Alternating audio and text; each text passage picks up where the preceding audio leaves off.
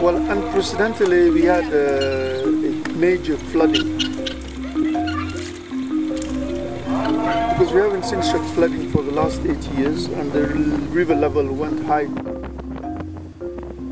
Okay, my name is Gaston Kaba. I'm past president of the Rotary Club Niamey du Sud in Niger. The flood kind of invaded the fields, the houses, the border of the river, the villages. So about 226,000 people found themselves without shelter or animals or fields.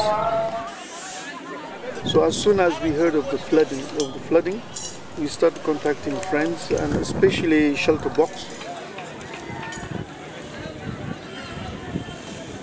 So they've been relocated, accommodated temporarily in schools, in school premises, but unfortunately within 1 week they have to clear the place because school is going to resume. So the governor is trying to find other sites that won't disturb, the school year, so those kids can resume school.